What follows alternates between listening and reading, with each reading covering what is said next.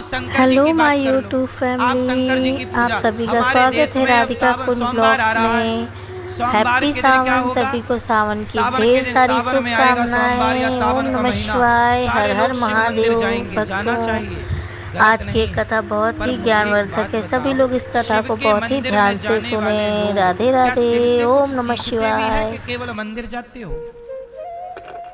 हमारे यहाँ मंदिर इसलिए नहीं बनाए थे कि तुम जाके केवल लोटा भर पानी चढ़ा के आओ। अरे मंदिर इसलिए बनाए थे कि वहां जाके, मंदिर अपने आप में यूनिवर्सिटी है। मंदिर अपने आप में एक शिक्षा का केंद्र है। उदाहरण से समझो,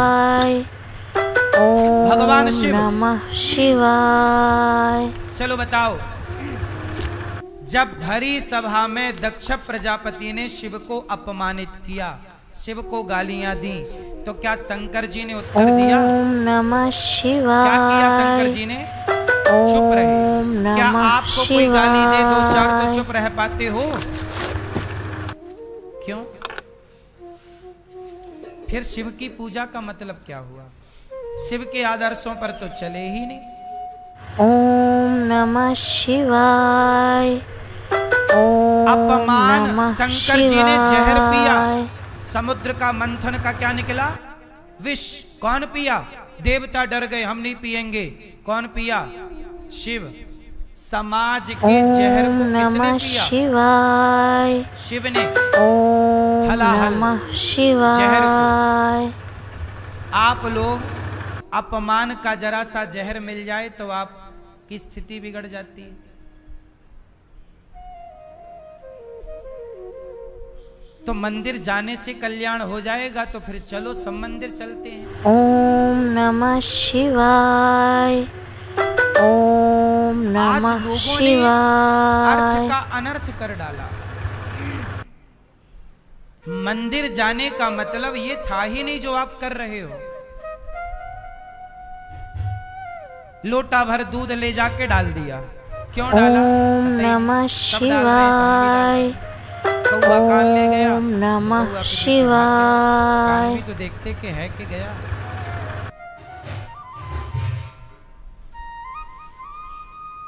शिवजी का मंदिर क्या सिखाता है? शिवजी के मंदिर में शिव पार्वती है। नमः शिवाय।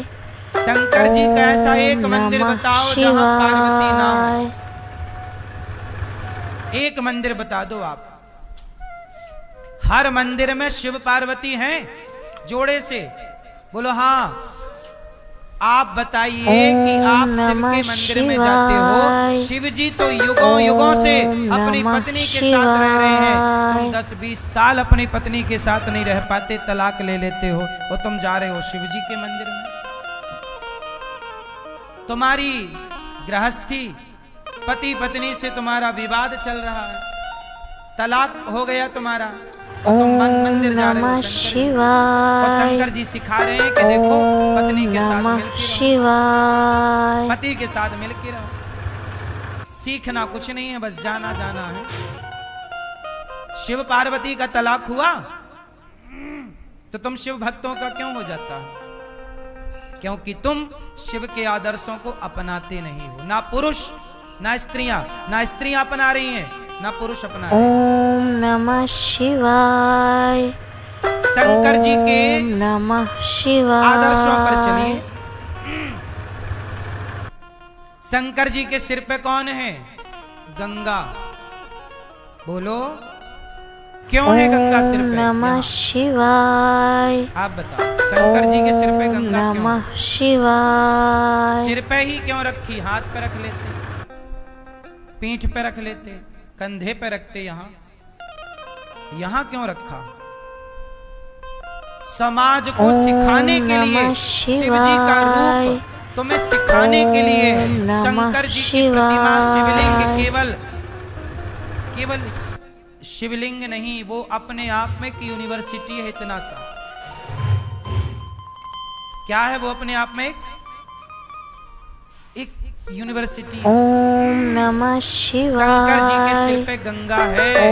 मानो शंकर जी कहते हैं परिस्थितियां कैसी भी हों, पर सिर में गंगा रखो, मतलब गंगा ठंडी होती है, सिर हमेशा, दिमाग हमेशा ठंडा रखा करो। अब शिव जी का दिमाग तो ठंडा है, आप लोग अपना बताओ, आपका दिमाग क्या है? आपके दिमाग में हीटर चल रहा है, हीटर। हाँ या ना? और पूजा किसकी कर रहे हो? शंकर जी की। ओम नमः तुम भी लोटा भर शिवाय। जल रख लो, ठंडा रहे तुम्हारा नमः दिमाग, तुम्हारा जरा भी शिवाय। ठंडा नहीं है।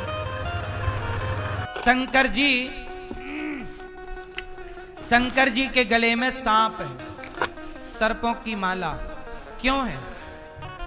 शंकर जी कहना चाहते हैं कि सांप जो है वो काल है, काल ब्याल मुखग्रास त्रास निर्णास है। ओम नमः सांप काल का शिवाय। स्वरूप है, सांप मिल जाए मतलब ओम मृत्यु मिल नमः गई। शिवाय। बोलो हाँ। तो सांप काल का स्वरूप है। शंकर जी काल को गले पर लटकाते हैं कि यार चिंता ना कर, तेरे हृदय में भगवान है तो काल तेरा कुछ ना बिगाड़ेगा। इसलिए वो कालों के काल महाकाल है। शंकर जी को भगवान पर इतना भरोसा कि भगवान राम उनके हृदय में रहते हैं। ओम नमः और काल गले में शिवाय।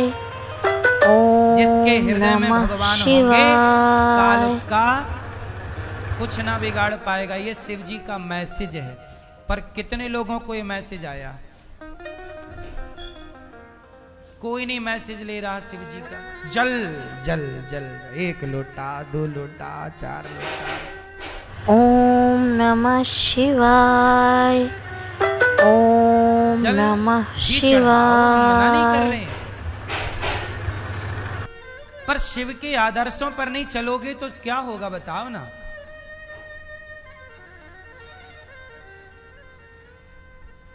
अब ये बताओ, शंकर जी भभूति रमाते हैं, किसकी भभूति लगाते हैं? मुर्दे की। ओम नमः चलो बताओ शंकर जी शिवाय। भभूति क्यों लगाते हैं? ओम नमः शिवाय। उत्तर दो मेरी माँ। शंकर जी भभूति लगाते हैं ये बताने के लिए, दुनिया वालों ज्यादा घमंड ना करो, एक दिन राख हो जाओगे। इसलिए भभूति राख लगी है, फिर भी तुम समझ नहीं रहे हो। फिर भी आदमी शिव के मंदिर में खड़े होके घमंड कर रहा है। ओम नमः शिवाय। शिव का भक्त है पर घमंड करता है। तो तूने शिव से इतनी बात नहीं सीखी तो काहे का शिव भक्त है? तेरा घमंड तो मिटा नहीं, तो शिव भक्त कैसे हो गया भैया? यदि शिव का व्यवहार तेरे स्वभाव में नहीं उतरा तो कैसे शिव भक्त है? राम का आदर्श तेरे व्यवहार में नहीं है तो कैसे राम का भक्त है? कृष्ण का आचरण, गीता का आचरण जीवन में नहीं है तो कैसे कृष्ण का उपासक हो गया तू? ओम नमः शिवाय। ओम नमः शिवाय। दुर्गा देवी नवरात्रि आती है, सारी स्त्रियां व्रत कर रही हैं, जय हो माता की, जय हो माता की, जय हो माता की। करो, बुरा नहीं है, पर माता रानी का थोड़ा उपदेश भी तो सीखो। माता रानी क्या कहती है? माता रानी के हाथ में 8 हाथ हैं माता के। कितने हाथ हैं? जोर से। अष्टभुजाधारी है माता के। एक हाथ में तलवार है, एक हाथ में धनुष बाण है, एक हाथ में चक्र है। क्यों ये माता रानी तलवार लेके काहे घूमती हैं? बोलो क्यों? वो शेर पे काहे सवार हैं? ये दुर्गा मैया शेर पे काहे सवार हैं? करती हो ना मेरी माँ पूजा व्रत? चलो बताओ, दुर्गा मैया शेर पे क्यों सवार है? व्रत करते तुम्हारा बुढ़ापा आ गया, चलो बताओ। पता कुछ नहीं है, बस भेड़ चाल। सब चल रहे हैं, हम भी चल रहे हैं। क्यों चल रहे हैं पता नहीं। ओम नमः शिवाय। ऐसे में हिंदू सनातन संस्कृति का नमः कैसे उत्थान? शिवाय। दुर्गा मैया के हाथ कितने हैं? 8। चलो बताओ, भारत में 140 करोड़ लोग रहते हैं, किस स्त्री के हाथ 8 हैं? किसी के नहीं। तो दुर्गा मैया के हाथ 8 क्यों हैं? ओम ये दुर्गा नमः मैया 8 हाथ काहे लिए घूमती शिवाय। हैं? जरा उत्तर दो मेरी माँ। ओम नमः नहीं पता? ये शिवाय। गुलाबी मैया 8 हाथ काहे हैं दुर्गा मैया के? आप करती हो नवरात्रि में व्रत? हाँ या ना? करती हो माता रानी की पूजा? तो बताओ 8 हाथ काहे हैं दुर्गा मैया के?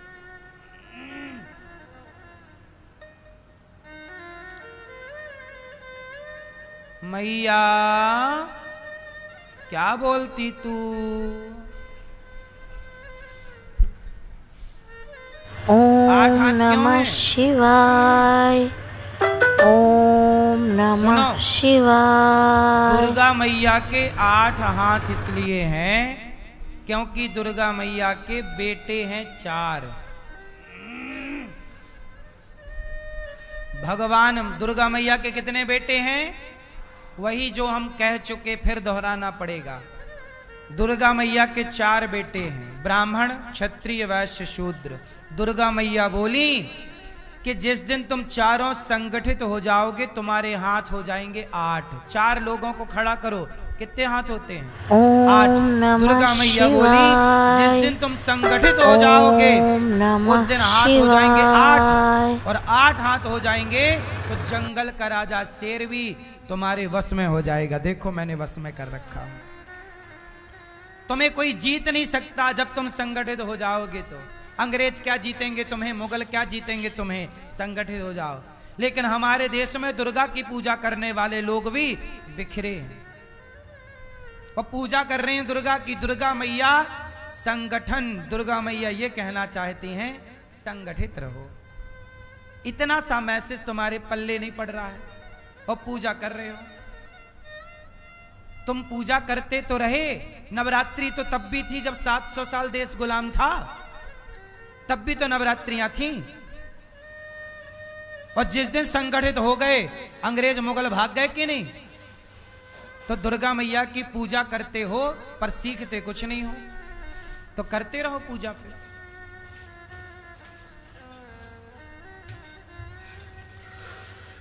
मेरी मां दुर्गा माता सिखाती हैं बेटा मिलजुल के रहो। और दुर्गा एक नारी है और नारी के हाथ में तलवार है। हमारे देश की स्त्री कैसी हो? तलवार से सुसज्जित हो। आपके पास इतनी ताकत हो कि कोई आ जाए तो आप जीत सको उन मूर्खों से। बलात्कारी आ जाए आपके सामने तो क्या करोगे? लड़ने की ताकत है। इसलिए ना हमारे देश की नारियां तलवार चला के झांसी की रानी कहलाती थी। तुम कॉकरोच से डरती हो, इसलिए कहता हूं अपनी बेटियों को भी झांसी की रानी बनाओ, बेटों को शिवाजी बनाओ। ये देश किससे चलता है? लोग कहते हैं ये देश संविधान से चलता है। ये बात सही है कि गलत है? जोर से, जोर से। लोग कहते हैं ये भारत संविधान से चलता है। मैं कहता हूं ये देश जनसंख्या से चलता है। संविधान तो तब भी था जब कश्मीर से हिंदू खदेड़े गए। जिनकी संख्या ज्यादा होगी उन्हीं का संविधान होगा। ये देश संविधान से नहीं, आपकी वोट से चलता है। आज आपकी वोट जिसको मिलेगी वो चलाएगा इस देश को। अच्छे को मिलेगी तो देश अच्छा चलेगा, बुरे को मिल गई वोट तो देश बुरा चलेगा। इसलिए देश संविधान से नहीं चल रहा है। संविधान तो कश्मीर में था, खदेड़े गए कि नहीं? हाँ या ना? जोर से। आज तक भी उन ब्राह्मणों को, वहां के पंडितों को वहां की भूमि, उनका घर नहीं मिला। उनकी बहन बेटियों के साथ बलात्कार हुआ, उनको न्याय नहीं मिला। बात सही है कि हम गलत कह रहे हैं? संविधान तो तब भी था। तो ये देश किससे चल रहा है? जिसकी लाठी, हाँ, इसलिए कहते हैं भैया ध्यान रखो थोड़ा देश पर। इसलिए कहता हूं आज के लिए नहीं बोल रहा हूं, 25 साल बाद 50 साल बाद देख लेना इस देश में बेटियों को तलवार उठाने की जरूरत पड़ेगी। इसलिए कहता हूं आज से ही तैयारी कर लो, क्या दिक्कत है। जब प्यास लगेगी तब कुआं खोदोगे क्या। बांग्लादेश में हुआ तलवार, बेटियों को बेटों को शिवाजी बना और बेटियों को, कल को आप ना रहे तो आपकी बेटी अपने अधिकार की लड़ाई तो लड़ ले। हाँ या ना। हम आज के लिए ये बातें नहीं कह रहे हैं, 25 साल बाद की बात कह रहे हैं। आप लोग 2025 को देख रहे हैं, हम 2050 को देख रहे हैं। कभी ठंडे दिमाग से सोचना कि आप इस देश में कितने दिनों तक सुरक्षित हैं। आपके बच्चे कितने दिनों तक सुरक्षित हैं। तुम्हारा बच्चा है 1 और विधर्मियों के बच्चे हैं 10। एक क्या कर लेगा।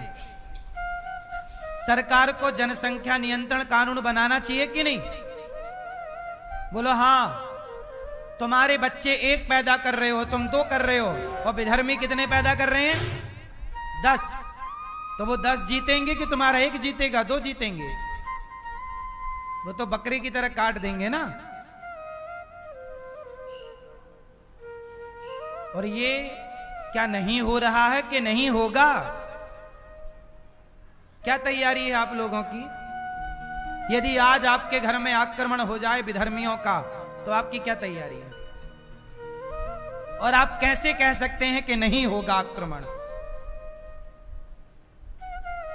कैसे कह सकते हैं। क्या गारंटी है आपकी। बोलो। इसलिए सरकार को चाहिए कि जनसंख्या नियंत्रण कानून बनाए। सही है कि गलत है। कितने लोग चाह रहे हैं कि इस देश में बढ़ती आबादी पर कंट्रोल होना चाहिए, जनसंख्या नियंत्रण जरूरी है। विधर्मियों का तो जरूरी ही है, हिंदुओं का तो जनसंख्या नियंत्रण ऑलरेडी है, 2 ही बच्चे पैदा हो रहे हैं। पर विधर्मियों पे लगाम लगाना जरूरी है कि नहीं। इस देश में हाथ उठाओ। तुमसे बोला भी नहीं जाता, बहुत डरे हो तुम लोग।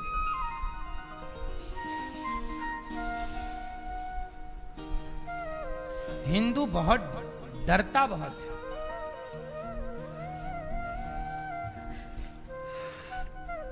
विधर्मियों को कह दो 20 पैदा करो, 20 कर रहे हैं। जनसंख्या नियंत्रण परमाणु ना काम करेगा, जनसंख्या ही परमाणु है। हाँ या ना। समझ गए हो तो ठीक है, नहीं समझे तो हम क्या समझाएं। तो भगवान शंकर,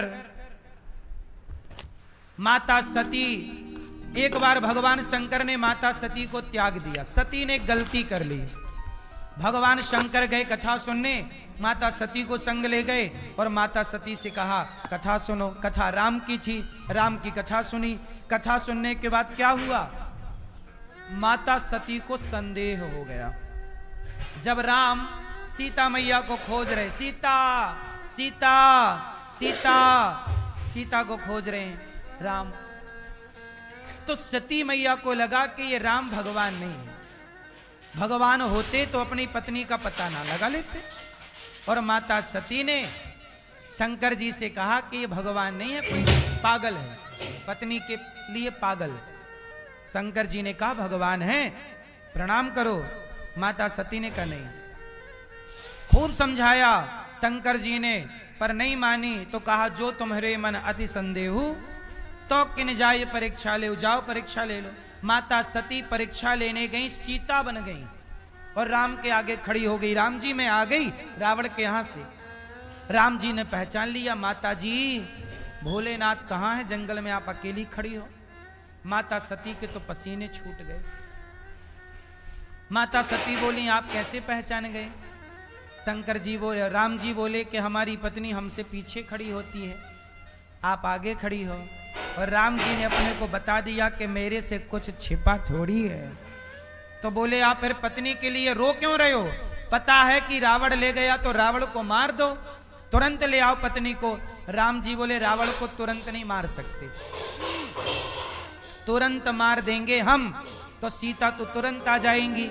अच्छा, रावण ने चुराया और राम ने तुरंत मार दिया होता रावण को, वो सीता ले आए होते तो बताओ फिर जटायु को कौन जानता, फिर शबरी को कौन जानता, सुग्रीव को कौन जानता, और हनुमान जी को कौन जानता।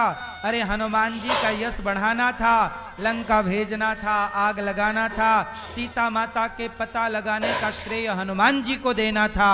यदि रावण को तुरंत मार देते तो हनुमान जी किस तरह से समाज में प्रकट होते, तो हनुमान जी का यश बढ़ाना था। बोलो हाँ।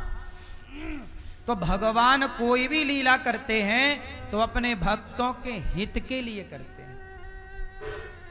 किसके लिए करते हैं? जोर से, भक्तों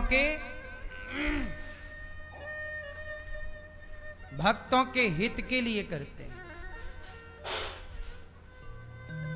किसी तरह से भक्तों का अहित ना हो। पर माता सती को शंकर जी ने समझाया, सती समझी नहीं, परीक्षा ले ली, होगी कहानी। शंकर जी अब सती लौट कर गई, बोले परीक्षा हो गई। सती ने मना कर दिया, मैंने कोई परीक्षा नहीं ली। शंकर जी ने माता सती का त्याग कर दिया कि आपने मेरी माता का रूप बनाया, अब मैं आपको स्वीकार नहीं करूंगा। और शंकर जी ने जब माता सती को त्यागा तो वही सती माता दक्ष ने यज्ञ किया, सबको बुलाया, शिव जी को नहीं बुलाया। जहां शिव का अपमान था वहां माता सती बिना बुलाए गई, और पति का अपमान देखकर माता सती योग अग्नि में जल करके भस्म हो गई। भगवान शंकर माता सती का जलता हुआ शरीर लेकर दौड़े, गले लगा रखा जलता हुआ शरीर। भगवान विष्णु को देखा नहीं गया, और भगवान श्रीमन नारायण ने माता सती के शरीर को सुदर्शन से काट काट कर 52 टुकड़े किए, 52। तो 52 टुकड़े जहां जहां गिरे वह एक एक शक्तिपीठ बनती चली गई। और आज भारत में 52 शक्तिपीठ हैं, जिसमें बंटवारे के टाइम पाकिस्तान में एक हिंगला शक्तिपीठ चली गई, बाकी भारत में 51 शक्तिपीठ हैं। ये माता सती के शरीर जो गिरे वो शक्तिपीठ है। माता सती बाद में पार्वती बनकर के प्रकट हुई। कौन बनी? बाद में माता सती हिमालय की बेटी पार्वती बनी, और शिव पार्वती ने 10,000 वर्षों तक बिल्व पत्र खाकर तपस्या की। तब भगवान शिव ने उनसे विवाह किया, और शिव ने कहा कि आपने बिल्व पत्र खाकर तपस्या की, इसलिए आज से मैं बिल्वपत्र स्वीकार करूंगा। तब से शंकर जी पर बिल्वपत्र चढ़ाई जाने लगी। बिल्वपत्र क्यों चढ़ती है शंकर जी पर? क्योंकि माता पार्वती ने 10,000 वर्षों तक बिल्वपत्र खा करके तपस्या की।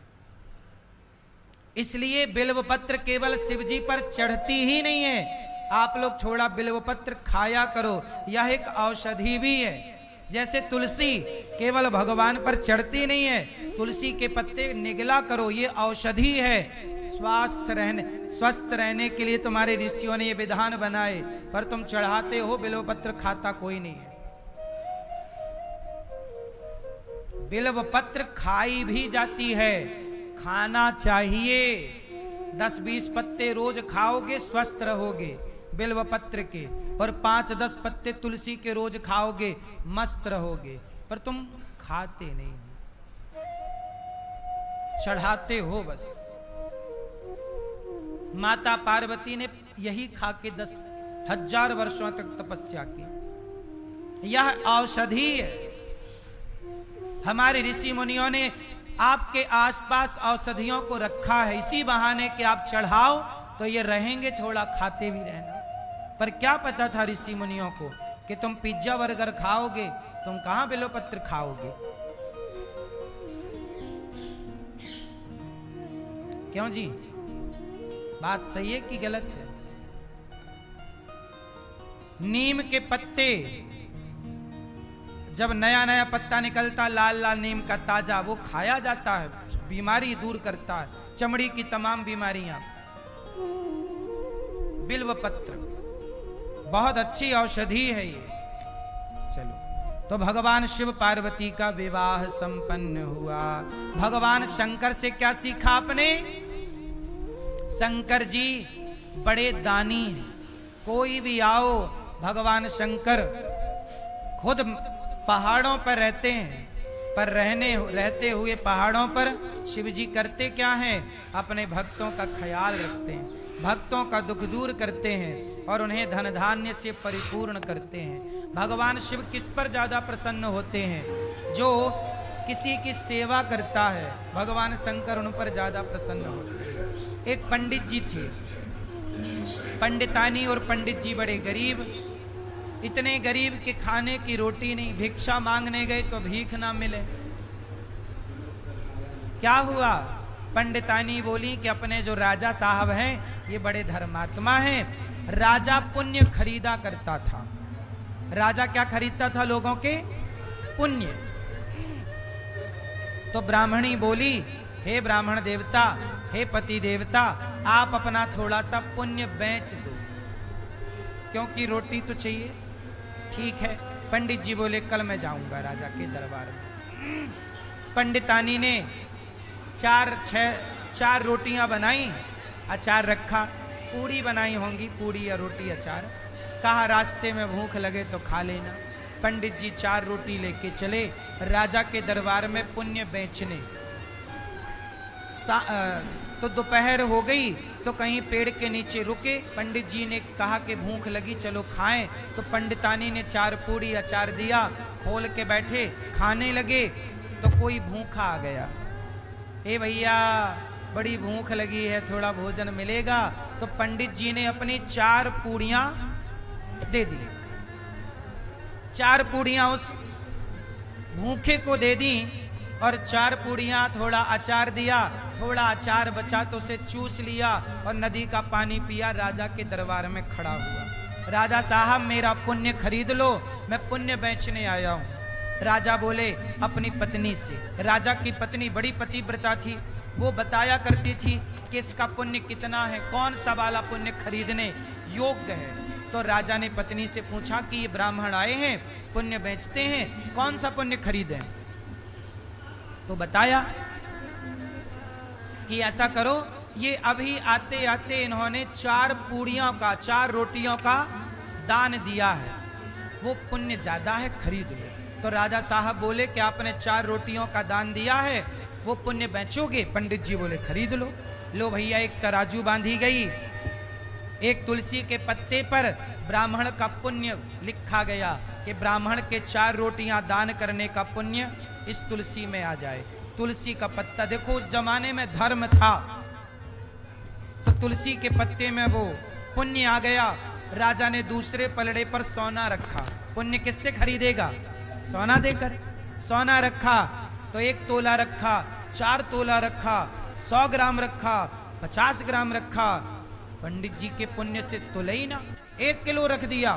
राजा बोले इतना? ब्राह्मण बोले वाह, इतना सोना मिलेगा तो मेरी गरीबी दूर हो जाएगी। राजा ने 4 किलो सोना रखा, 50 किलो सोना रखा, पर वो 4 रोटियों के दान के पुण्य की बराबरी 50 किलो सोना नहीं कर पाया।